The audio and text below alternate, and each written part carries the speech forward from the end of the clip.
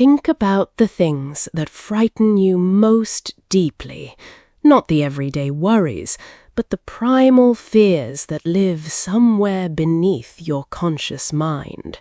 The fear of the unknown, of losing control, of a darkness that could invade the safe, ordinary world you have built.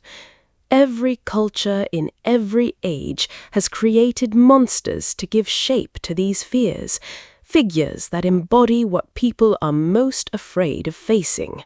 And one such figure has haunted the human imagination for more than a century, becoming one of the most enduring symbols of fear, desire, and the darkness that lurks at the edges of civilized life.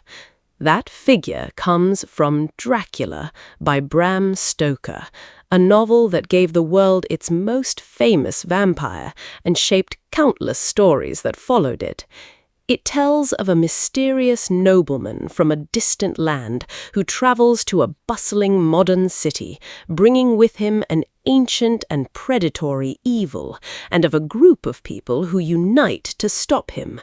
Beneath its Gothic thrills lies a rich exploration of fear, desire, and the tension between the primal and the civilized within the human psyche. From the start, the book studies the psychology of fear and the unknown. The vampire represents something ancient, foreign, and incomprehensible, invading a world that believed itself safe, rational, and modern. The author shows how fear thrives on the unknown, on the sense that something dark and powerful exists just beyond the edges of our understanding. The story explores how human beings respond when the comfortable certainties of their world are threatened by something they cannot explain. It invites you to consider what unknown or uncontrollable forces frighten you most, and how you respond when the safe boundaries of your world feel threatened. The novel also explores the tension between the primal and the civilized. The vampire embodies raw, untamed appetite and instinct, set against the orderly, restrained, rational world of the modern characters who oppose him. The author uses this contrast to examine the conflict that exists within every human being, between the wild, instinctual drives beneath the surface and the civilized self that holds them in check. The story suggests that the monster is frightening partly because it represents the untamed parts of ourselves that we work so hard to control. It raises a question worth considering. What primal instincts within yourself do you keep restrained, and what does it feel like when they threaten to break free? A central theme of the book is the danger and the allure of desire. The vampire's predatory nature is bound up with a strange seductiveness, a power that both repels and attracts. The author explores the complex psychology of desire, the way the things that frighten us can also fascinate us, the way attraction and danger can become intertwined. The story examines how desire, when it slips beyond the bounds of self-control, can become destructive. It invites you to reflect on the pull of the things you know to be dangerous and the strange mixture of fear and fascination they can stir. A central theme of the book is the power of the group united against a common threat. The characters who oppose the vampire are ordinary people who must band together, pooling their courage, knowledge, and loyalty to face an enemy none of them could defeat alone. The author uses this to explore how human connection and cooperation become essential in the face of overwhelming danger. It suggests that it is solidarity, trust, and collective courage that allow people to stand against forces far stronger than any individual. It invites you to consider the role that unity and shared purpose have played in helping you face your own greatest challenges. The structure of the novel, told through a collection of letters, journal entries, and documents, creates a powerful sense of immediacy and unease. By assembling the story from many fragmented, personal accounts, the author makes the events feel disturbingly real and immediate, as if pieced together from genuine evidence. This structure also means that no single character sees the whole picture, which mirrors the way fear operates, in fragments and partial glimpses rather than clear understanding. The author uses this technique to build dread and to suggest how difficult it is to grasp a threat when each person sees only a piece of it. The story explores how truth and danger are assembled from many partial perspectives. There is also rich symbolism running through the book, particularly in the contrast between light and darkness, day and night. The vampire belongs to the night, to shadow and concealment, while the characters who oppose him fight to bring the threat into the light, where it can be understood and defeated. The author uses this imagery to explore the eternal human struggle between the forces of darkness and the forces of understanding, between what hides in shadow and what is brought into the open. The story suggests that confronting fear means dragging it into the light rather than letting it fester in darkness. It invites you to consider what fears in your own life might lose their power if you brought them into the open.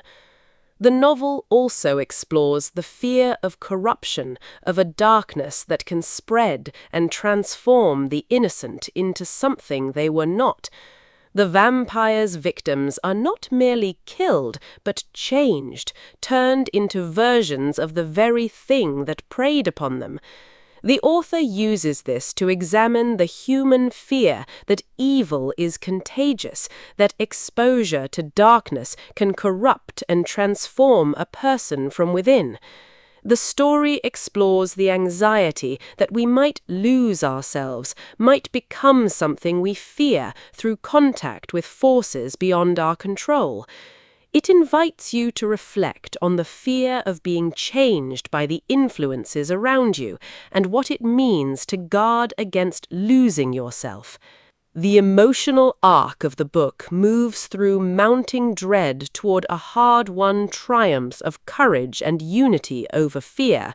The characters must each confront their own terror and find the strength to face what frightens them, and it is only through this courage and through their bonds with one another that they prevail. The author suggests that fear, however overwhelming, can be overcome through bravery and connection.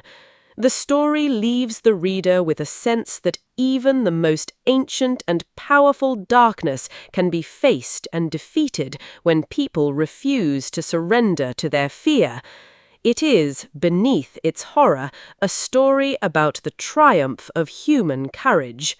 There is also a fascinating exploration of the clash between ancient superstition and modern reason.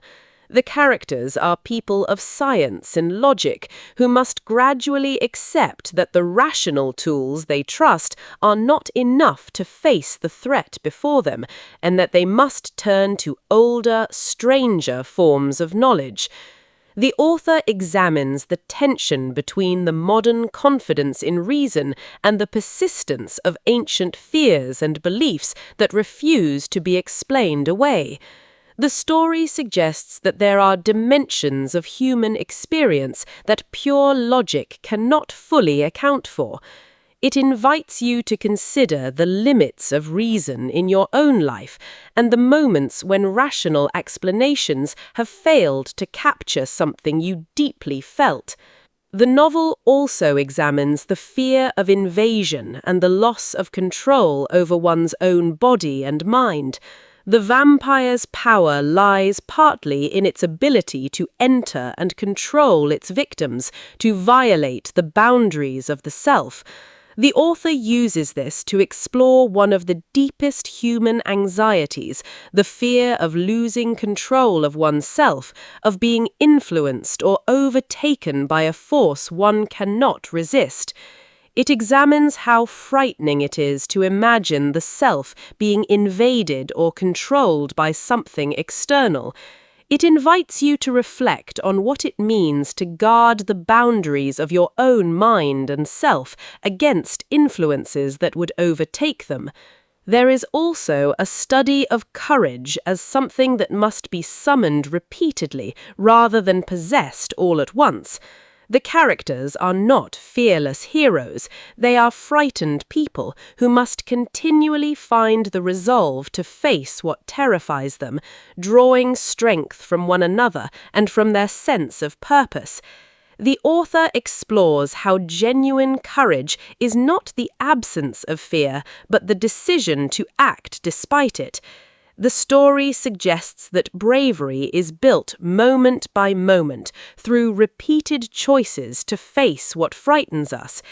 It invites you to consider where you have found the courage to face your own fears and what gave you the strength to do so.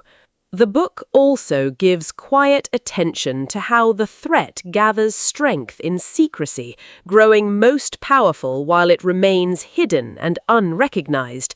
For much of the story, the danger spreads precisely because no one is willing to name it or believe in it, and it is only when the characters finally acknowledge the truth of what they face that they can begin to fight it. The author explores how denial allows a danger to grow and how naming a threat honestly is the first step toward confronting it.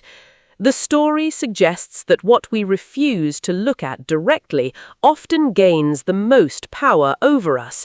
It invites you to consider how facing a difficult truth honestly, rather than avoiding it, can be the beginning of overcoming it.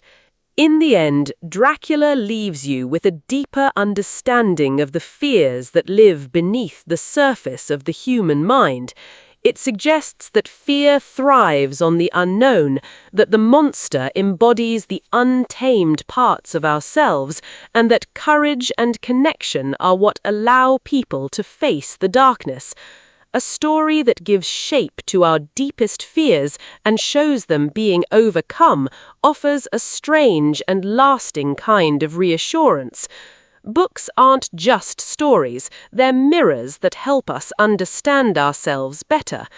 Comment below with the book you would like explored next and the kind of fear you think stories help us understand best. If this kind of thoughtful book analysis speaks to you, consider liking and subscribing so more of it can find its way to you. This video uses AI-generated audio and visuals for educational purposes only. This is just one reader's personal thoughts and interpretations.